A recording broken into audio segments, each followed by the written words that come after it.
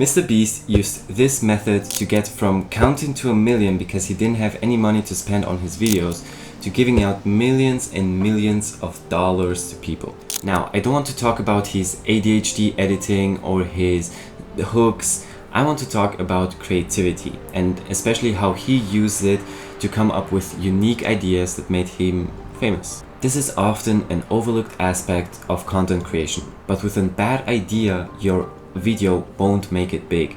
It won't stand out in the huge crowd that is YouTube. In this video, I want to talk about the 3 things you need to cultivate creativity, and we're gonna take Mr. Beast as an example. Now, he briefly talked about how he sees creativity in this podcast. So let's look at the clip and then analyze the 3 steps beneath. How many of those ideas for those videos come directly out of your head versus like your team? Well, all of them come out of my head, but it's like we just refine the process very efficiently, where obviously I used to just, flip through a dictionary, random word generators. I mean, I've probably read countless books on how to like inspire yourself for creativity.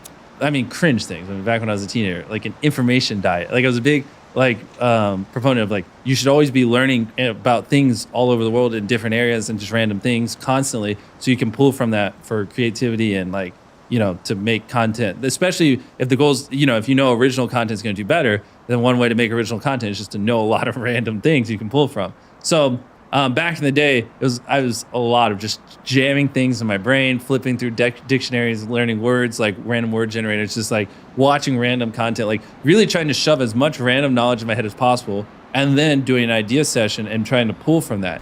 Okay, so there are a few things that we have to unravel here. You have to look out for the exact words he used and sometimes understand what he means by that. So the first thing we have to look at is something that he calls information diet. Now, information diet is the act of learning random things to retain random points of knowledge that you can later draw upon and create something authentic and creative. That's how I would describe it in 1 sentence. Okay, so notice how we are talking about random pieces of knowledge, right? He doesn't talk about how he looked at other YouTubers and how they did stuff and how he stole from them. He's talking about how he learned about random plants from Africa, and somehow things that he found interesting he implemented in his videos. Okay? Now, from this I can see 3 tiers of knowledge based on how random that knowledge is. So, I'm here to try to explain it to you.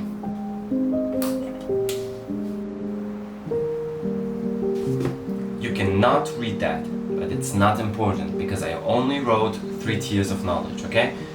Now, level 3 is the most basic knowledge you can learn. It's if you're interested in making a tech channel, then it would be just looking for knowledge in tech channels, right? You probably would look at other tech channels and see what they are doing and try to implement it. Okay? Tier 3. Now, tier 2 is where you look for knowledge, but not in tech channels only, but also in cooking channels and in drawing channels, and you try to implement what they do into your tech channel. Now, you just broadened your knowledge base. You just increase the randomness of the knowledge, and this is what Mr. Beast does. But Mr. Beast is at level 1 because he literally took things that are unrelated to your channel and implemented them, and that's what made him famous and authentic. Now, tier 1 is the Mr. Beast. Tier 2 is random knowledge outside of your circle. I'm just gonna draw a circle and go outside, right?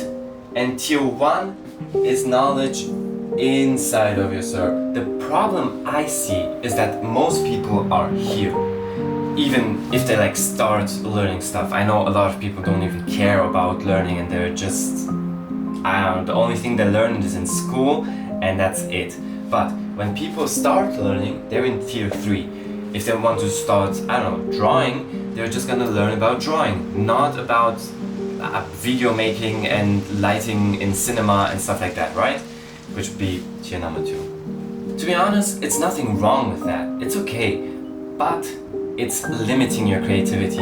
Okay, but how do we do this? Because I will probably not go to tier number 1, because why should I open a random history book and start reading it if I just want to make a tech channel, right?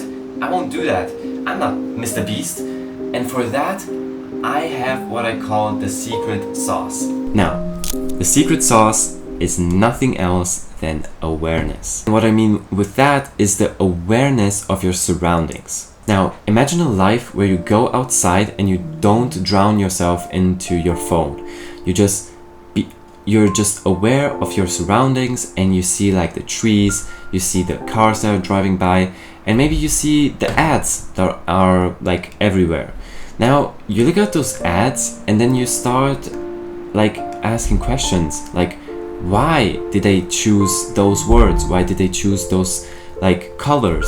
What are they trying to tell you? Now, because you were aware of the ads that were around you, you were able to question things and be curious. And being curious is very, very important when it comes to motivating yourself to learn things that maybe won't interest you. Awareness leads to curiosity, and this curiosity will lead to motivation to learn new things. Now, with this secret sauce, you are able to broaden your knowledge base. Okay, now we have the 2 steps, but actually, let's take a step back a little bit and actually examine the whole thing. Is mr.Beast actually even right with his theory?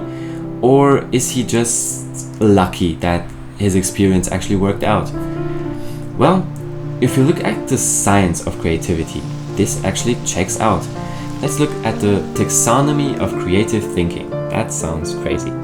But this is the picture I'm referring to. I explained this in a little bit more detail in another video, but let's talk about it again, because we're gonna see something kind of crazy. Okay, now, do you know why we chose a pyramid? Well, it's because if you look at the taxonomy of creative thinking, it's also a pyramid. And the crazy thing is that the levels of the pyramid actually kind of correspond to what I just told you. In a taxonomy, the bottom layer is the adaptive creative thinking, right? So, what does it say here? Adaptive creative thinking is when we solve defined problems using existing skills, knowledge in a new ways. I just misread that, but you get the point. Now, this is actually not tier 3 because it's kind of tier 0. It's down here. Because you don't learn anything new. I'm just talking about my pyramid is when you start learning, right? So, if we keep going and we look at the explorative, this is now tier 3 and 2. It depends on how far you explore to gain your knowledge. And the mr.Beast level is the originative. And if you read that complicated sentence, you can see that it says something with often seemingly unrelated data points, theories and observations. Now, this is exactly what mr.Beast did. He solved a problem, well, his problem was defined, but let's ignore that for a second. And he used his originative cognitive process to take random points of knowledge and solve his seemingly unrelated problem. Now, we know that mr.Beast is actually right in what he's saying. This is science, apparently. But to actually complete the three steps process, we need the last step. And it's actually crucial, I'm not lying. If you don't do this, it's not that effective. The last step needed is this thing.